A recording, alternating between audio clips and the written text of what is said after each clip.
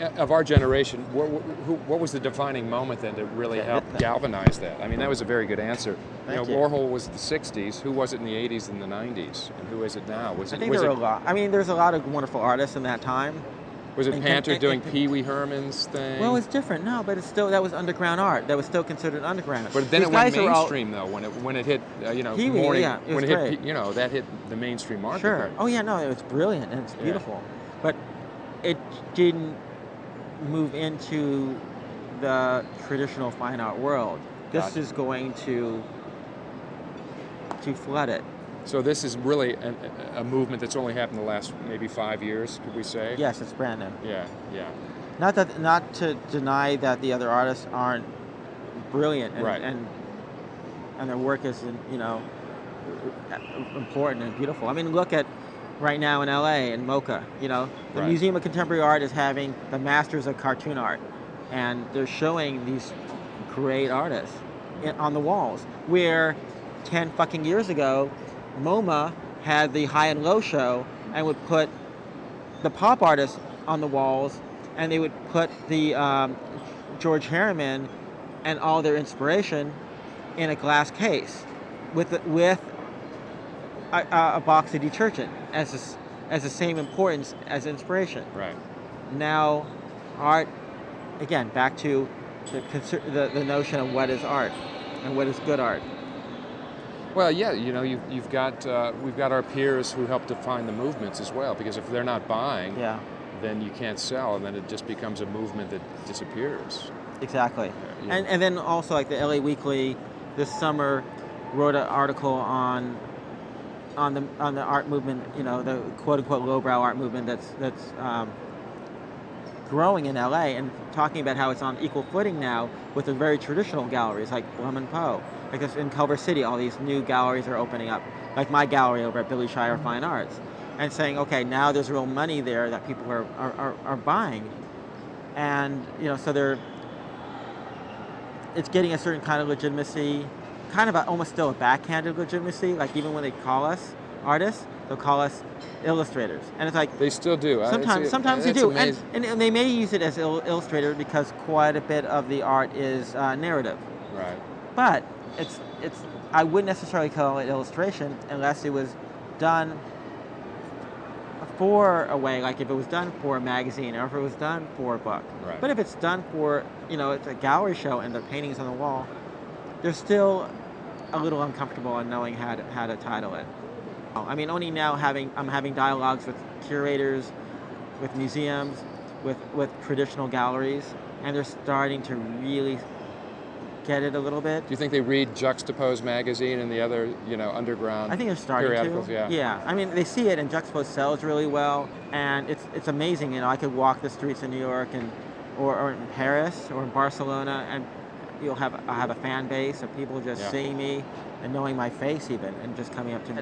I get emails from like little kids who are like, telling me, you're writing me, I think you're the most talented man in the world, kind of thing. So it's good. It's like, it's crazy, insane, but because of the internet, it has taken the steam off of New York being the hub of important art, even though the money is still here. Right.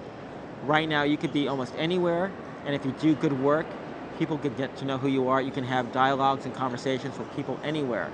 And so back like in the 30s and 40s and 50s and 60s, and even 70s and early 80s, you had to come to New York, and then everyone kind of came from all over the world to commiserate and discover what they wanted to say and how they wanted to say their art.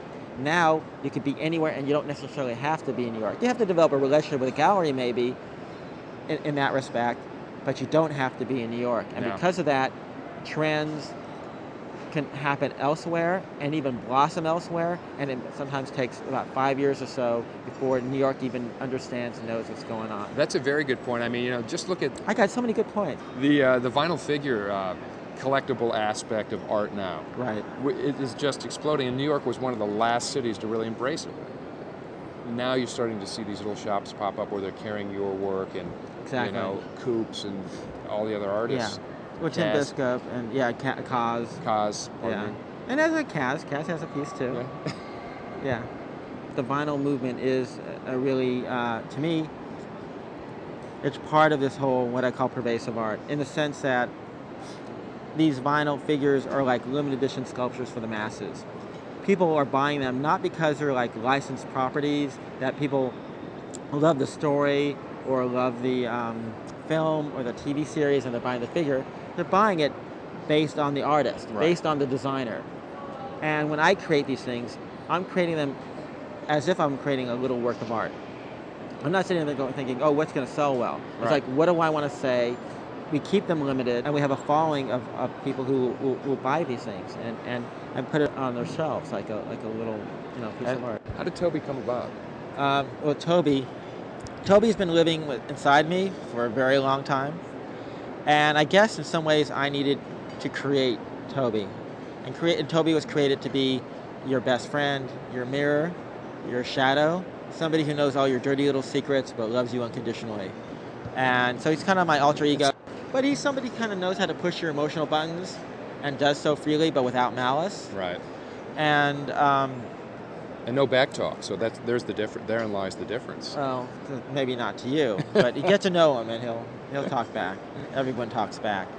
So that's how he was created. And my original show I had in L.A. at Billy Shire Fine Arts was called For the Love of Toby, where I created about 80 paintings, drawings, works on ephemera to try to give an idea of who Toby is, his life and his loves, which is all these different little girls, but they're all named Marilyn.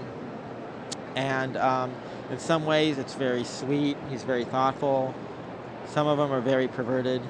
And what I also want to do with Toby, again, the whole idea of blurring the lines within the art world, is to blur the lines between toy culture and fine art.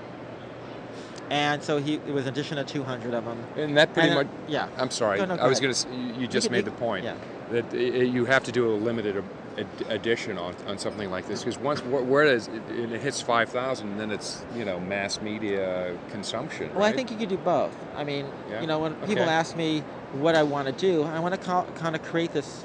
I want to take what Warhol did with a factory and turn it into like a true art company, where I kind of almost use a fashion model, so a little bit of Ralph Lauren, a little bit of Warhol, a little bit of Walt Disney, and creating a company where there's a business model set up to allow me to experiment, take risks, and pretty much fall flat on my face and fuck up and really take chances for pieces of art that probably is way too expensive, but will create dialogue, down to artwork that's a little more limited, more affordable, that people can collect, down to creating work that isn't limited at all, really affordable, little kids or anyone wants to get, and they can have, and keep it good quality.